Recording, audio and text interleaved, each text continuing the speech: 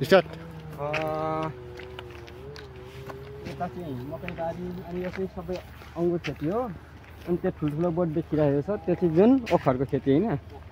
अनि त्योभन्दा उतारी साइडमा चाहिँ स्याउहरू छ। स्याउ चाहिँ अलिक छाटेर सानो बनाएको छ, त्यति राम्रो देखिँदैन अलिक सानो बोट भएको कारणले। मजाले देखिन्छ यहाँनिर हो देखिरहेछ। यहाँको मान्छेले चाहिँ बढी फलफुलहरू चाहिँ लगाएको हुन्छ, गाईबस्तु साह्रै पाल्दैन अनि खेती गर्छ होइन। यस्तै छ जिन्दगीमा, मरिलानु के छ र, घुमौँ खाउँ पिउँ घुमौँ फिरौँ यस इन्जोय गरौँ। यी अङ्गुरलाई पनि यसरी छाट्नु पर्दो रहेछ। हाम्रोतिर चाहिँ ठुल्ठुलो बोट राख्छौँ गाउँतिर चाहिँ, के अरे हाँगाहरू जानु दिन्छौँ धेरै फल्छ भनेर। तर यहाँ चाहिँ मजाले सनसन अहिले फुल खिलेर जान लाग्दैछ, सब छाटिरहेको छ। अनि चाहिँ गरेर खम्बा गाडेर तार लाउनु पर्ने रहेछ। एकदम बबालै ओके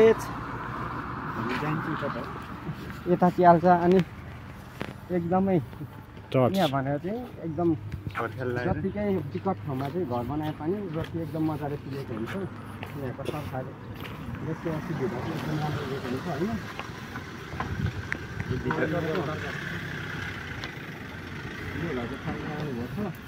त्यो बाटो अगाडि नै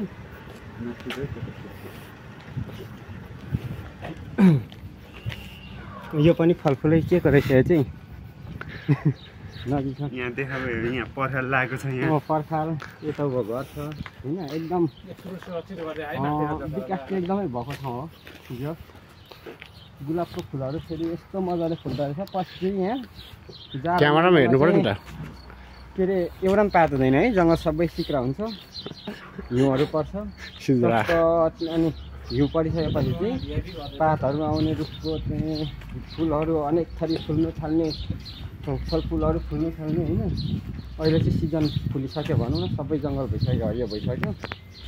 आजभन्दा 1.5-2 महिना अगाडि चाहिँ यहाँ एउटा पनि रुख थिएन, रुख पात थिएन रुखमा, सबै सिक्रा थियो।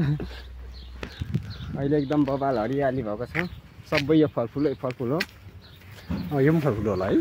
यो त गाउँ हो, दिसी चाहिँ के भन्छ नि हो त्यो हो कि उतो हो।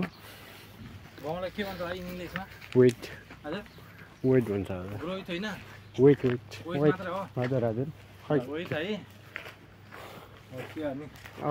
यो अगाडिको चाहिँ एकदम हेर्नुहोस् बाटोमा कति रमणीय, कति सुन्दर ठाउँ। लगभग वाह मनमोहक। 300 मिटर माथि आइसक्यौँ। के गर्दा 8848 किलोमिटर चाहिँ हाम्रो सगरमाथाको हाइट भन्छ भने हामी यहाँ आज कमसेकम लगभग 400 किलोमिटरको माथि डाँडामा आयौँ। स्याउ खेती देखाइदेऊ त भाइ उता खान्छ। लाई होला गाईलाई घाँस पानी तिम्रै छ माया लौ लौ। नेपालमा मन्दिर भए जस्तो यहाँ के हुन्छ?